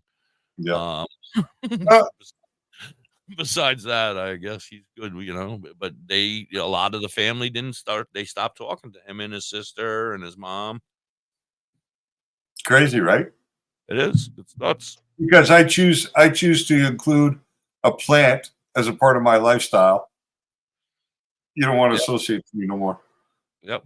Well, he didn't seem to care. He was like, you know what? No, because really, like, cannabis is enlightening, right? Like, your perspective on life changes once you start to include cannabis in your lifestyle, I think. And I think people that do use cannabis and have used cannabis are more enlightened than people who haven't. So really, do you want to spend your time from an area where finding individuals? I don't even know if it's legal there yet. Is it Tennessee? Yeah, I don't know. I think Tennessee's legal, but I think he comes from like Tennessee area, and it may have been frowned upon way back when we were. Now, if he was singing about moonshine, everybody'd love him. They give him some of them gold buttons to put on his overalls, right? Right. So how'd you know he wears overall? No, he doesn't wear. He wears pajama pants. No, but I'm talking about the moonshiners, right? These guys up there in the mountains in Tennessee. Right, I 21 spent some time in years. Tennessee. So He's actually in the Guinness Book. I think he's in the Guinness Book of World Records. 21 years straight, every day wearing pajama pants. Oh yeah. Yep. That's 21 funny. years straight. Yep. Every day. I don't know if he's in the Book of Records, but I know he's got a record of some sort. He's got several records, no? 19, I think, and then Yeah. 20 would be the one about wearing pajama pants every day. We're That's gonna have funny. him on the show. He's gonna come up and talk with us one day. I'm promising you That that. would be cool. Yeah, I got to get him up here. He just doesn't do like he's afraid that if I say something, he could lose an account if something goes wrong, and I don't want him to lose. I would never want him to. Right. It's still illegal here in Tennessee, right? Tina's there in Tennessee. It's illegal both medically and recreationally, or just recreationally, Tina? Yeah, no, Tina was trying to buy your weed, remember? And she ended up buying it from somewhere else. I don't know where Tina got it from. Yeah. 'Cause she's got that. She wants to try to beat that loophole with the 0.3 and the THCA and Right. that whole thing, right? I'd be curious to know how that both illegal. Both, yeah. I'd be curious to know how that went down if she tried to make the purchase from the site, what kind of messaging it gave her. You know what I mean? If it informed her that in your state we won't ship there because of the status of cannabinoids, but it's a federal bill, right? Remember, she said that she said it was really good, and then you said I didn't get any orders, and I think Yeah, it didn't come from mine. I know that. got it from somewhere else, but Yeah. maybe your other friend there. By the way, 93, you guys are the best. We got to 93 last night. Woo! Woo! We're catching up. We're catching up. I'm only 90 behind. 93, yeah. I'm so happy. We'll be at 1 million in no time. Yeah, no kidding. No kidding. Hey, do you want to go outside? No, I'm okay. You're sitting over there going, No, I'm all right. No. It's because I got no He's weed. I'm a whimpering. beautiful dog, but he's a whiny dog sometimes. Yeah, my dog is a whiny one too. Yeah. She'll just she's a big monster, and she'll just be like, Yeah. Yeah. What are you crying about, you sissy? It bring you up, and then the more you search it, takes you to another people's shops. Doesn't tell you. See, so you're getting Well, no. If you're going through my website, I have not you can't buy it directly from me. All the products, if you click on it on drhigh.com, it takes you to my Canaglobe website. So it automatically brings you to another site. And at some point before you actually shop, it should say your sponsor is Dr. High or Dr. High's store. But yeah, I mean, it's absolutely normal that if you clicked on a product on my website, that you're going to be redirected to the Canaglobe website, because Canaglobe controls all my product and all my site. So I can't sell it directly through my own site, right? Hush, Loki. Who are you barking at, buddy? Who's out there? I got to have a look. It took me to a guy named Chris. What? Chris. Yeah, Chris Johnson. No, that shouldn't have happened. The guy named Chris. See, everybody, that global guy that gave you this, he set you up, and now all the money goes to him, and you just set up a website for him, sucker. Go on. Go, go, go, go. That shouldn't be the case. Because I know I created, move. Thank you. He's like, Yeah, I that wanna shouldn't be the case because I created all those links myself. Not like somebody else did. I built the website myself. So very strange. I'm going to check that all out when we're done today. See what's going on. Me too. I'm going to check it out too. Yeah. All right, let's do our last commercial. Well, I don't have it set up, so I'm not ready to do it, but we can start with this, and we'll be right back, and we'll finish up, I guess, because I'm not in the mood to be here anymore. I don't have any medicine, and I'm getting more and more pain. And What up, yo? It's Muck Sticky, and I highly recommend you check out the Hippie and Dr. Hyde Show on Facebook and YouTube, Monday through Friday from 12 to 2 p.m. Eastern, baby. Hey, Dad, your prescription will be ready in just a minute. Hey, Dad, your laundry will be ready in just a minute. Dad, your lunch will be ready in just a minute. Hey, honey, why don't you take a minute? When you help care for a loved one, you give them as much time as you can, making sure they're safe and comfortable. But it's just as important that you take some time for yourself. At AARP, we can help with information and useful tips on how you can maintain a healthy life balance, care for your own physical and mental well-being, and manage the challenges of caring for a loved one. Because the better care you take of yourself, the better care you can provide for your loved one. Thanks, Dad. Thank you. You're there for them. We're here for you. Find free care guides to support you and your loved one at aarp.org/caregiving. That's aarp.org/caregiving. A public service announcement brought to you by AARP and the Ad Council.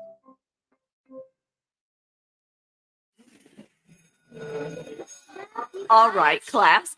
Let's hear what everyone did this weekend. Jill? Well, I raised my older sister to a big oak tree. It was at least 100 years old. My mom said I must have set a record or something. And then we went down by a stream and perched up on this huge rock and saw all of these little minnows swimming around way below us. And then I rescued my little brother from an evil slug king who was guarding him in the Bush Fortress. And my sister and I brought him back to our super twig fort for safety. And then we all laid out and told stories until it got dark. And the Big Dipper led us all the way home. Where were you, Jill? Yeah, we went to the forest. It's not that far away. Anyone want to come this weekend? Ask your parents to take you and your friends to the forest this week and find the fun, adventurous you. It's closer than you think. Check out discovertheforest.org. Brought to you by the U.S. Forest Service and the Ad Council. WTHC. Good morning. You're listening to the Hippie and Dr. High. We are live on Live 365 and tune in. Shout out to everybody out there tuning in. Thank you so very much. And of course, everybody over here on Facebook and YouTube today. It has been fun. Dr. High, what's going on? I see our friend Corinne is here. Yeah, I was just reading that. Yeah, and you know, like, it's true. The revenue from cannabis for state coffers can really do a lot of good things, right? I don't know about in the States, but in Canada, lotteries and scratch tickets and all that, it's all government run, right?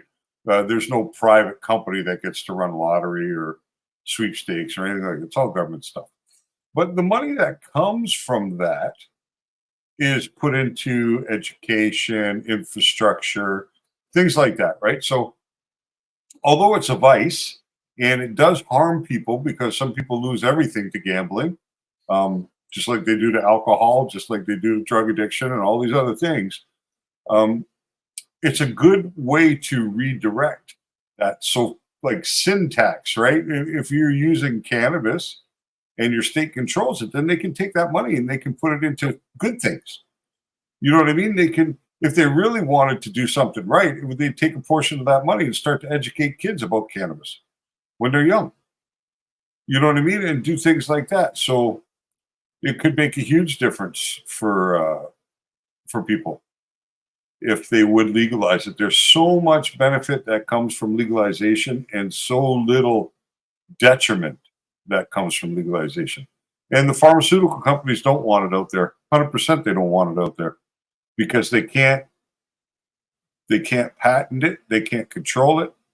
Anybody can grow their own. And Dr. Harris, that was actually in that conversation.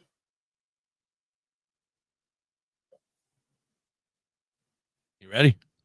Yep. All right. Sorry. So here's another little story, I guess. It says court ruling halts opening of new cannabis dispensaries. The Terp Bros. I'm feeling discouraged. I'm feeling disappointed. This was supposed to be Jeremy Rivera's dream come true, opening Terp Bros, a legal marijuana dispensary in Astoria. But a recent court ruling has left his future uncertain. If there isn't a resolution that comes to opening the path to having these doors open, I'm going to go bankrupt, literally. The expansion of New York's legal cannabis industry was first put on hold earlier this summer after a lawsuit filed by veterans who claimed they'd been left out of the licensing process. The pause on new dispensaries halted Rivera's business days before the first grand opening date.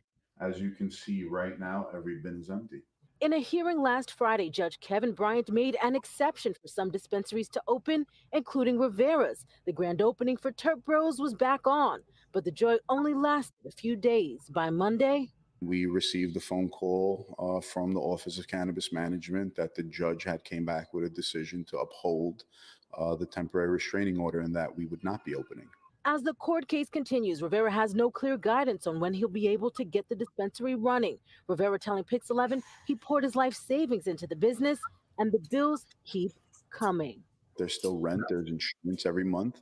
Jesse Campo and Moore helped shape New York's cannabis law. He's now a consultant for new dispensaries. So there's been a lot of confusion and sometimes not the best communication coming from regulators and those that have the information. Yeah. New here at Like there has to be, I didn't quite understand the beginning of that story when they were saying that veterans filed a lawsuit about the licensing process. I don't quite understand the backstory to that. What were they talking about? Military veterans were excluded from the licensing process, or veterans of the cannabis industry? You know what? Were they talking about cannabis industry veterans, or were they talking about military veterans? I don't know. And I think we looked at a story a few weeks ago about the licensing in New York, and it was crazy money, right? Like millions of dollars to get that license. Like 65 million or something like that. It was out of reach for most people, for sure, right? And that's part of the problem, because that's how these regulators and legislators are keeping it amongst themselves, right? Because if you notice, all the best vices are controlled by the government. Liquor, gambling, all these things, the government keeps them. Cigarettes, you can't, you know what I mean? You got to have certain licenses to sell any of this kind of products. And they want to control it, right? Firearms, all these things. So they want to keep the vices for themselves and for their friends. And by putting the money like that, then that really excludes a lot of people. You know, see, in Canada, if let's say I'm very experienced with extraction, I could have set up my own extraction facility and be pumping out product for $250,000. Realistically, right? With the equipment I would need in that, I'd be a small batch producer. I'd certainly be able to produce enough to make a very nice living for myself. But my problem would be, is it wouldn't be $250,000. It would be $1.5 million, because of all the security measures I'd have to implement, all the compliance measures I'd have to implement. But what makes it worse is I have to build that facility in its entirety. It has to be ready to go. The second I submit my application for a license, My facility has to be turnkey ready. So there's no submit the license, see if you get approved or not. If you get approved, move forward, spend the money, build out your facility, get checked again. If you pass your check, then you get to move on to the next phase of actually processing product. No, I have to be ready to process product before I apply. So now I'm rolling the dice with my 1.5 million on whether the government's going to let me do it or not. Right. And if they say no, I'm screwed. No, you just have a lot of weed for the rest of your life. No, you don't have weed. All you have is equipment and a rented space for which you're stuck in a lease. Oh, I thought you You said don't I have had, the to, product. I had to fill the shelves and everything too. I'm like, No, oh, 'cause you can't bring the product in until you have the license. I'll just take this and go home. My day's over. I quit. Yeah, but I mean, they make the barrier to entry so high. It was like here we have what they call RPICs, responsible person in charge. So that's anybody who runs a licensed producer. So your president of the company, your quality assurance person, your different people inside the company have to have this RPIC status, responsible person in charge. And to get that, you have to go through a pretty stringent criminal background process with the RCMP. That has to be submitted to Health Canada. Then Health Canada looks at your criminal background, and if you don't have one, then you can be approved for this particular credential, right? But that discluded many people from the cannabis industry who had criminal histories relating to cannabis, right? So all the real serious growers, all the people with the real knowledge in this space couldn't get in. Guys like Mark Emery, who could have trained all the staff in a production facility, in a cultivation place, like people like this couldn't even get a foot in the door. The only reason I was able to get into the door is because nobody can see what happened in America. They can't find out about it. If I don't disclose it, they don't know. Period. They can run criminal background check on me. It doesn't show. So that's why I was able to get into the game, because they didn't know. Period. You know what I mean? Yeah. So yeah, it's really it's tough out there. And what would be ideal, in my opinion, would be federal legalization and then state regulation. So cannabis legal everywhere for medical purposes, for recreational purposes, period. No holds barred on it at all. And what would really benefit consumers and patients would be if states would say, okay, any cannabis produced in Tennessee can be sold in Tennessee. Any cannabis produced in Maine can be sold in Maine. Any cannabis produced in California can be sold in California. You keep it within your own borders from seed to smoke. That way, you allow in the craft people. You allow some big companies in that'll be able to put a lot of product in the market, but there's still room for the little guy who's only growing like the craft people. A harvest, right? And then you do like farmers markets and stuff like that. But cannabis, craft products, craft edibles, craft growers, craft extractors, bringing their product to these things for that. Your dispensaries can sell any product that's produced in your state, as long as it passes the proper testing, right? So they have to institute a testing regimen for things we talked about before: heavy metals, microbials, THC content, right? All the stuff that keeps the product safe. So as long as they can get through that process, and it does cost money, like let's say the craft grower, to get his product legally on the shelf, might have to spend $4,000 or $5,000 to do the testing. Right. So be it. Because if your product's on the shelf, you're running a business. So businesses come with expenses. That's not anything new. right? But you have to make it accessible and reasonable so that you can bring in the people with the passion. You can bring in people with the knowledge. The state benefits entirely from the consumption of cannabis within its borders. It brings jobs to people. It brings good quality product to people. And there's no downside to that. You know? Sounds like a great plan. I wish we could put you in charge. I mean, it's just reasonable. It makes sense. That's all. You know? I mean, it would be rougher for some of the states like mine where we don't have that great grow season like But you. most cannabis is cultivated indoors anyway. That's true. So it doesn't matter what your climate's like. True. You know what I mean? Doesn't really matter. And almost every climate in the United States is capable of producing one outdoor harvest a season. So there's no preventing, even in North Dakota or Wyoming or places like that, you get enough of a season to pull off one outdoor harvest. You know, maybe some places in the States can get two, but doesn't matter. You can still get one off. So a company can focus on indoors 3/4 of the year and get that one outdoor harvest. Because to me, well-grown outdoor cannabis is better than well-grown indoor cannabis. I find that nature just seems to make the plant that much better, as long as it's tended to the same way, right? Right. So outdoor shouldn't ever discourage anybody as long as it's been, grown with love. Right. All right, dude. I'm done. Wrap it up.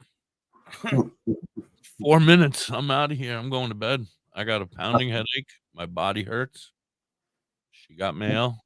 You got mail? What'd you get? What'd you get?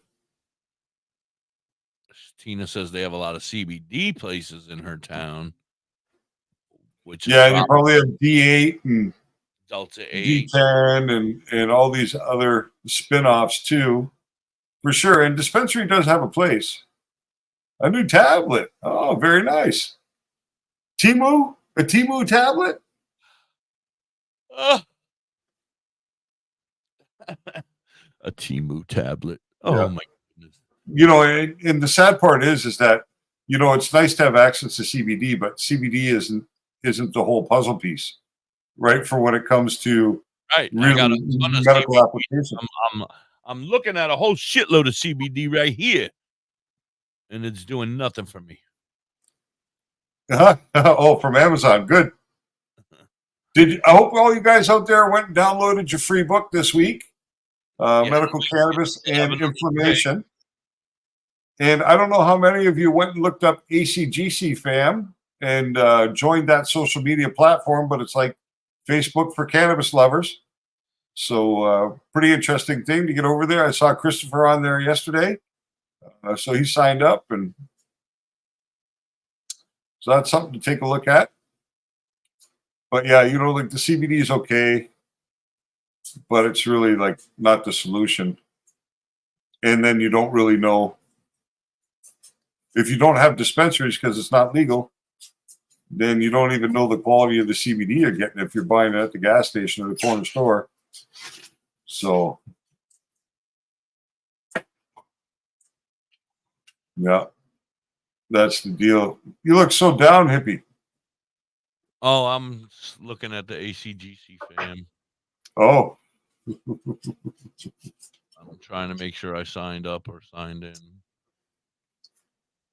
Yeah, I had a chance to check it out yesterday, and I was on there a little bit this morning looking around. And there's going to be a lot of golden information on that app. Once that thing starts kicking off right now, you sign up now, and you're probably one of the first 250 or 300 people on there. Imagine how you feel when there's 10 million. You'll be an originator. Yeah, I have to sign on and sign in. I mean, no, my mail didn't come. That drunk don't get here till like 4 o'clock in the afternoon, 5 o'clock in the afternoon. You should take the car and go find him on his route and fucking. If I could, I mean, I can blast in the horn. I find him. I know where he is. He's at the bar. Dude, just stay and drink. Just give me my shit and I'll go. Yeah, man. I told I don't Mississippi. care about the rest. Get up at the post office before they even open. This way you can get the mail before he even takes it. Just take it from him. But no, I got to work. I got to go to work stuff. Ugh. Civil servants, eh? What's more important, my medical health or your job? Well, considering that they're tied together at this moment, Yes, I you know, it's That's what no she good. said. You sound just like her. No, no good. Anyway, I'm done. I'm out of here. I love you guys. Is CGBV. What is it? What? Anyone can grow cannabis. ACGC. This is what you look at, ACGC. And you can find that on both the Apple App Store and Google Play Store. All right. Love you, Dr. High. Have a great day. Thank you. Today's going to be a lucky day. Mailman's going to come. Yeah, right. Everything will work out. I hope so. Everybody out there, Facebook. thanks for your time today. Appreciate you spending time with us, and we'll do it all again tomorrow. We'll be back again tomorrow. Much love. Friday. Everybody. Friday. Hey? Hopefully. Peace.